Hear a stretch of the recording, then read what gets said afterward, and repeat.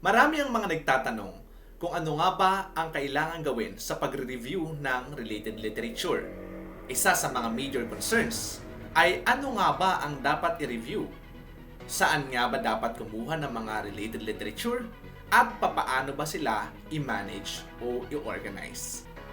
Isa sa mga layunin ng vlog na ito ay tulungan ng mga estudyante, mga teachers at mga amateur researchers na humanap ng mga related literature mula sa mga pinagkakatiwalaang research journals o research indexes sa buong mundo na hindi na kinakailangang magbayad pa.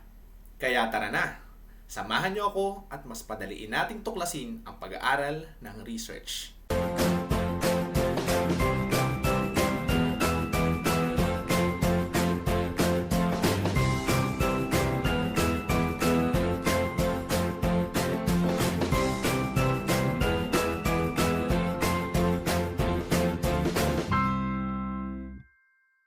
Hello po sa ating mga subscribers at sa ating mga bagong viewers. Maraming salamat po sa inyong panonood.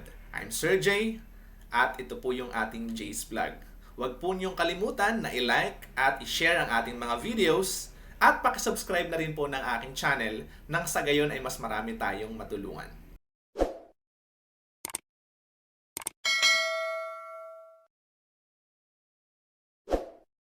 Ang unang pag-uusapan natin sa vlog na ito ay ano nga ba ang dapat nating i-review sa review of related literature. Pero bago yan, kailangang alam muna natin kung ano nga ba ang ibig sabihin ng review of related literature. Ang review of related literature ay isang napakahalagang bahagi ng inyong pag-aaral na madalas nababaliwala. Sabi tuloy ng related literature, nako, ayoko na sa Earth. Alam niyo ba na napakaraming mga benepisyo ang makukuha sa pag-review ng related literature? Isa dyan ay ang pagbibigay sa atin ng malawak na kaalaman tungkol sa sari-saring mga research na ikinandak na related sa iyong studies.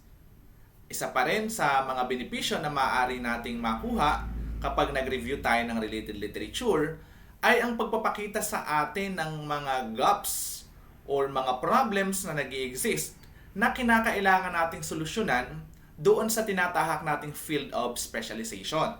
So halimbawa, ikaw ay teacher at nakikita mong malaki ang problema sa pandemic or sa pag-aaral ng mga estudyante during the pandemic, specifically pagdating sa kanilang academic performance, maaaring maging interesado ka tungkol sa mga factors na nakakaapekto sa kanilang academic performance. Therefore, ang research mo tungkol sa mga factors na nakakaapekto sa kanilang academic performance ay maaaring ma-shape ng review ng mga literature na kinandak noon na ngayon ay binabasa mo at pinag-aaralang mabuti. Bukod doon, naiiwasan din natin ang duplication ng mga studies sa pamamagitan ng pagkandak ng review of related literature. Halimbawa, ikaw ay magkakandak ng isang study at napansin mo na meron na palang kaparehong studying kinandak sa inyong lugar at hindi pa matagal masyado yung interval nung recently na kinandak na study at saka yung study na ginagawa mo. So maiisip mo at magbibigay sa iyo to ng isang opportunity para makapag-decide ng maayos whether you will go for it or you will actually use that study na ginawa na para sa mga susunod pang research projects na meron ka or sa mga decision na gagawin mo para sa iyong pinagawang pag-aaral. Hindi po dapat natin isipin na yun lang po yung mga benefits ng review of related literature. Sobrang dami pa po niyan. Isa po dyan actually ay yung pagkakakilala mo kung sino yung author or authors na dapat mong i-cite doon sa ginagawa mong pag-aaral. And then, ang isa pa sa kumbaga ay importanteng bahagi or benefit na makukuha natin sa review ay yung bang mga pagkakataon kung saan ay nalilito ka dahil bago ka pa lang nagsusulat na research or hindi ka pamilyar doon sa method ng research na pinapagamit sa inyo or dapat mong gamitin. Pwede po actually na pumunta ka doon sa journal at hanapin mo yung literature na halos ay kagaya nung sayo o related do sa study mo with the same methodology, method halimbawa, kagaya halimbawa ng qualitative method or quantitative method or mixed method. Alinman dun sa mga yun yung ginagawa mo, kapag nalilito ka, pwede kang pumunta doon sa mga studies na yon na kinandak na, then pwede mo silang maging batayan para hindi ka malilito at mas madali mong magagawa yung task na nakaatang sa'yo. Okay? Kasi tandaan po natin, madali yung mga bagay-bagay kung meron tayong pattern. Okay? At ito po yung common na naging problema ng mga estudyante. Okay? At lagi nilang burden. Sir, paano po ba namin gagawin yan? Sir, paano po ba kami makakagawa ng isang qualitative research? Sir, paano po ba kami makakagawa ng isang mixed methods research? Madali lang po yun. Ask your advisor, of course. Okay? Read books. Okay? Of course, subscribe sa vlog ni Sir Jay.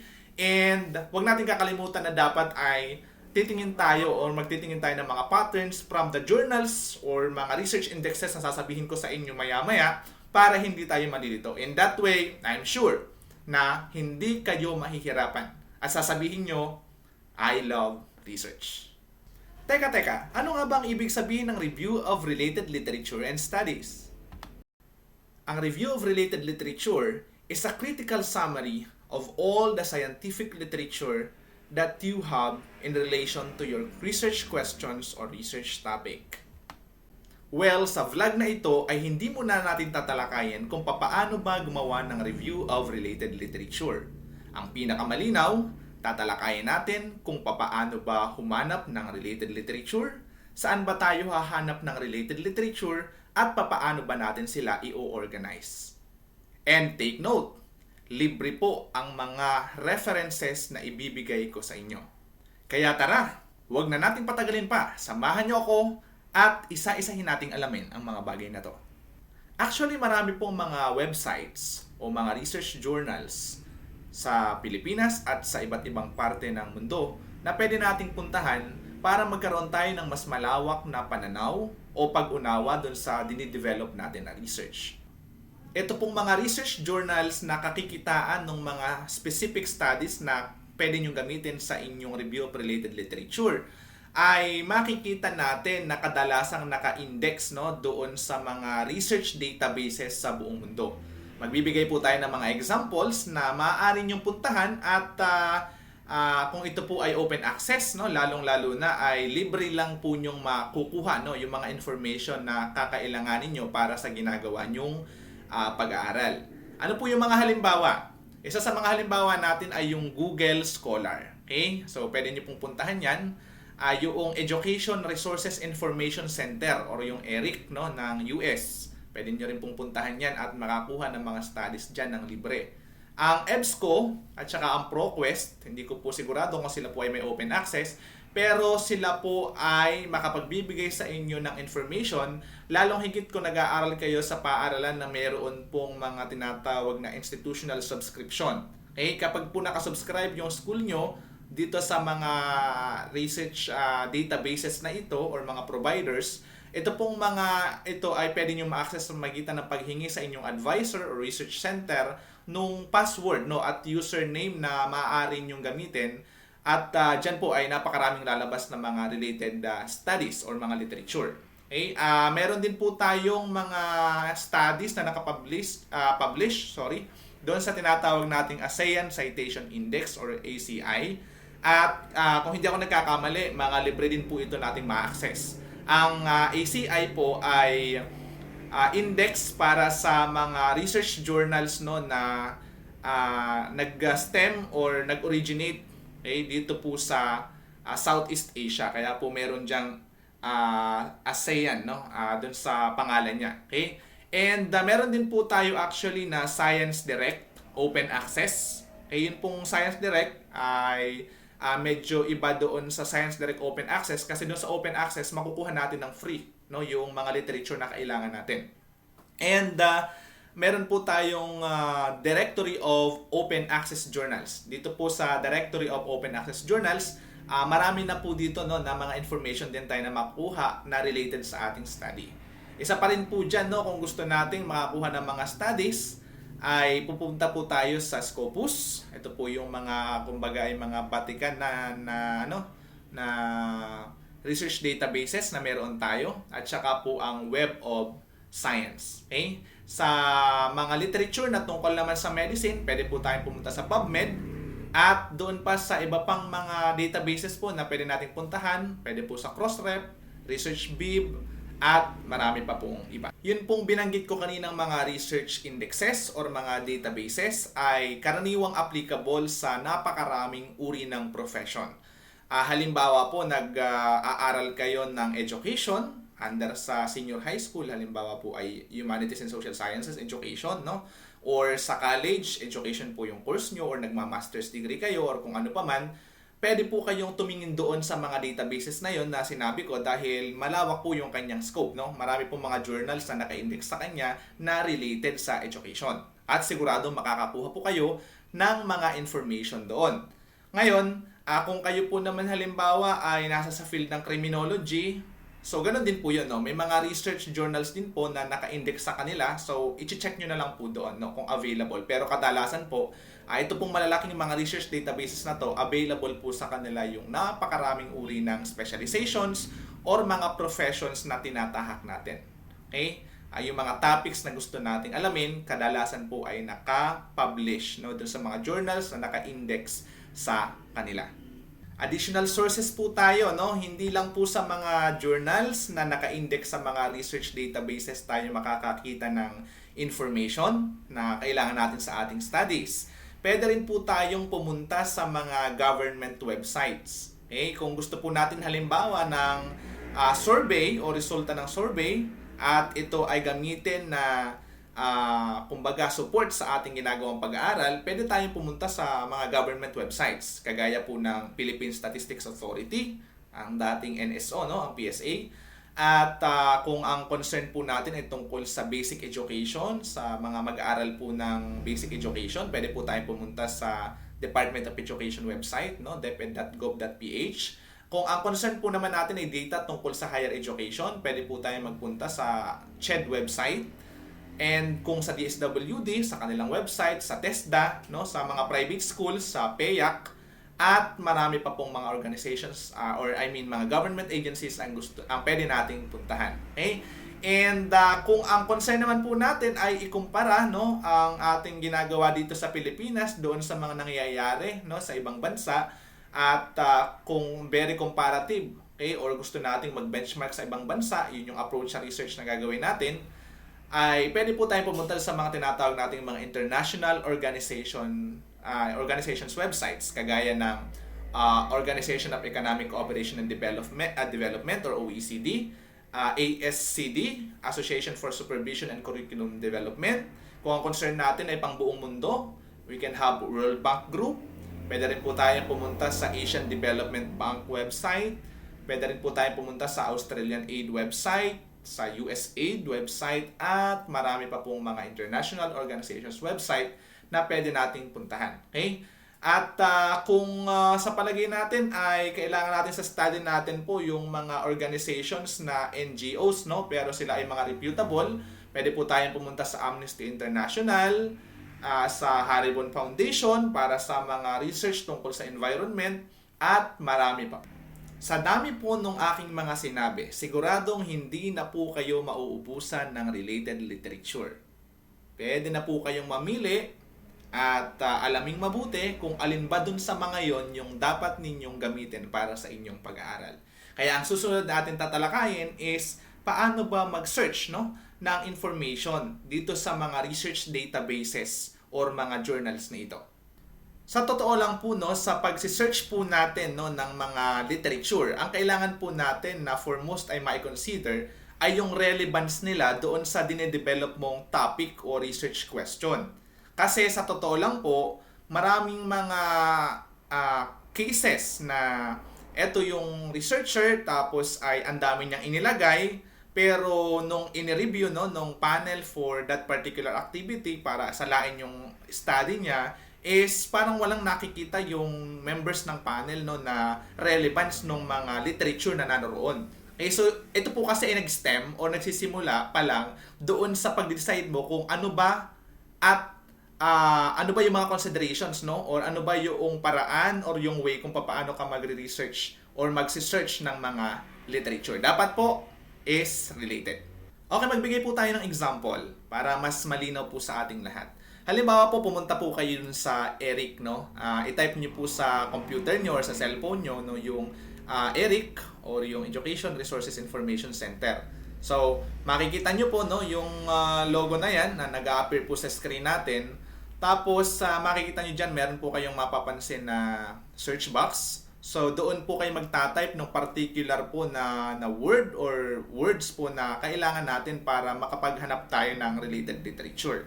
May makikita po kayo sa baba ng box na peer-reviewed only, tapos ay full text available on ERIC. So, ang recommendation ko po is both po nyong i-click. Ang ibig sabihin po ng peer review, yung study po na i-download ninyo, yung lalabas dyan ay talagang dumaan sa masusi na reviewing process, no? Yan po ay isang process po sa publication na later on po ay i-discuss ko sa aking mga susunod na vlogs regarding publication kung kayo po interesado sa pagpapublish ng inyong research. Tapos full text, i-click nyo din po yon dahil mahalaga po siya para makuha nyo yung mismo or buong PDF, no, ng mga studies po na dapat nyong pag-aralan, no, na related po dun sa inyong ginagawang study.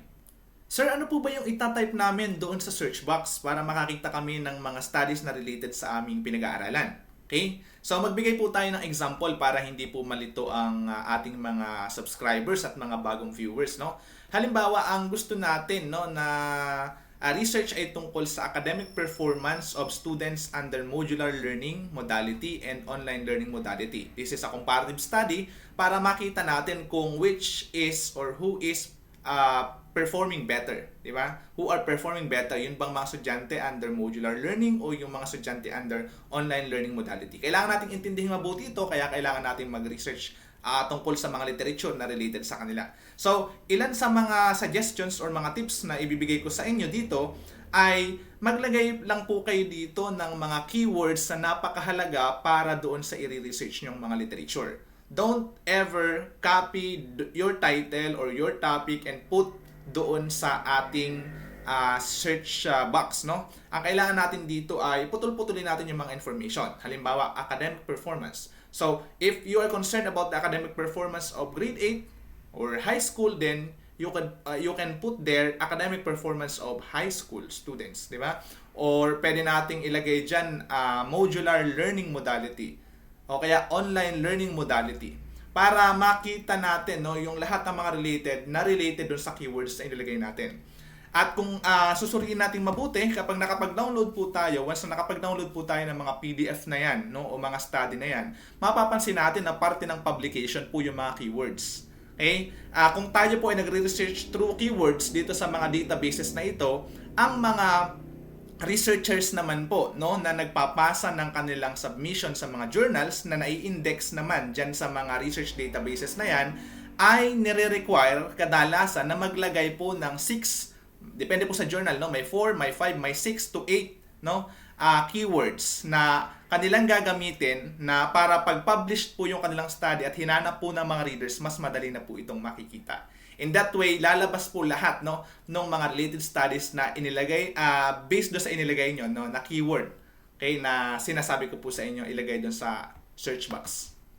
Kapag naroon na po tayo sa mismong document, okay, kailangan po nating tingnan yung abstract, no. Ito po yung pinaka-summary nung kabuuan ng research. Okay? At ito po yung second stage kung saan po ay pwede nating salain kung alin po lang yung gagamitin natin or alin lang po yung ida-download natin na document o research, o ito ay lilibanan natin at pupunta po tayo doon sa susunod, no, na research na naroon sa database na yon. Okay? So, ito po ay inspired ng ating ginagawang pag-aaral. Alam po natin kung alin yung related at alin ang hindi related. Kaya pag related, kunin. Kapag hindi related, ay pumunta po sa susunod kasi sobrang dami naman pong mga documents na pwede natin gamitin mula doon sa mga databases na yon, kagaya ng ERIC. Okay? Now, kapag na-download na po natin, mapapansin po natin na iba po yung file name, no? So, hindi po pwede na magulo yung data na nakuha natin o yung mga documents na nakuha natin. Ang isa po sa mga tips na gusto kong ibigay sa inyo ay sa simula pa lang, no, mag-create na po kayo ng file folders para sa research nyo para very organized po siya. Kasi ang gusto po natin kapag nagsusulat tayo, organized. Hindi yung kung kailangan mong maglagay ng citation ay hindi mo na alam kung saan po hahanapin po yung references or yung source, no, na pagkukunan mo ng citation. Isa pa rin dyan is pagdating po sa time na kayo ay magsusulat na ng references ninyo na kadalasan ay ibinibigay no, kasama ng proposal at saka po nung sa final defense, abay mas madali po kapag organized po. So dapat may file folder at doon sa loob po ng file folder kapag naka-download kayo, iba po yung name kagaya ng sinabi ko kanina, kung nabanggit ko, no? E-edit niyo po 'yon. Mas mabuti po kung lagyan niyo ng number 1 para mas organized yung unang file na kukunin niyo, halimbawa PDF 1 dot tapos lalagyan niyo po ng code mismo dahil mahaba yung pangalan ng research, hindi niyo pwedeng ilagay doon nang basta, no? Pag nagbasa kayo ng abstract nila, kailangan ay may matutunan na kayo ng konti doon sa pinakang main theme no ng research na yon mula doon sa abstract. So kapag may natutunan kayo, ilalagay niyo na yung code na yon doon sa mismong file name. Halimbawa 1 dot tapos ay better academic performance, better ACAD perform when online. Halimbawa, ganun po, no? Kayo po ang bahala dyan. Yan po ay diskarte nyo, yan po ay creativity nyo. Okay? Para lang pagtingin natin, ay okay, ito yung isa-cite ko, okay, ito yung kukunin ko. Pagdating sa pag-review ng literature. Okay? At the same way po yung mangyayari doon sa mga susunod na mga literature na kukunin natin. Number 2, ganun pa rin ang susundin nating pattern. Number 3, hanggang makarating po tayo doon sa kahuli-hulihang number ng literature na ating kukunin. Depende sa format po ng inyong institution. Kung ilan po yung pinapakuha, no? And aside from putting number 1 doon sa file name, mas maganda na rin na ingatan nyo yung URL no nung website na pinagkunan nyo. So, number 1 for the PDF halimbawa, tapos maglagay ka ng 1.1, tapos mag-open kayo ng Word file, huwag na kayong maglagay ng anumang name doon sa file name, doon sa file na yon, tapos ay ipasok niyo po dun sa loob noon, no? I-paste niyo dun sa loob noon yung URL mismo nung pinagkunan niyo. In that way, pag kinakailangan yung balikan, no? At sa review din, no, ay necessary na ilagay do sa references yung URL kadalasan dahil very critical po yung review no ng literature. Kailangan po ay makita natin yung reliability ng pinagkunan ng information. Okay? Ito pong sinasabi ko na to ay for the part po ito nung review process na ginagawa ng inyong mga panelists. Babalikan po nila saan kaya kinuha ng batang ito, no? Kasi doon sa references natin naka-attach yung URL doon. Okay? Nakadugsong po doon sa references natin. So, malalaman nila na okay, ito palang information na kinuha niya ay mula sa reputable organization or sources at magiging okay sa kanila, no? Yung pag-verify doon sa inilagay natin ng mga references. Otherwise, ay di mahihirapan din yung magre-review at baka hingin ulit sa atin yan. Okay? Yun po yung mga tips ko. Sana po ay marami kayong natutunan. At for now, ay mag-e-end po muna tayo dahil medyo mahaba na yung ating video. Sobra dami ko pa pong gustong sabihin sa inyo regarding this, pero siguro po sa mga susunod na series po ng aking vlog. Maraming salamat po. Teka! May nakalimutan nga po pala akong isa sa pinakamahalagang tips para po mas matutunan natin kung paano gumawa ng research. Yan po ay ang i-share, i-like ang ating mga videos, at huwag niyo pong kakalimutang i-subscribe ang ating channel para sa mas marami pang mga makabuluhang videos tungkol sa research at sa education. Maraming salamat po.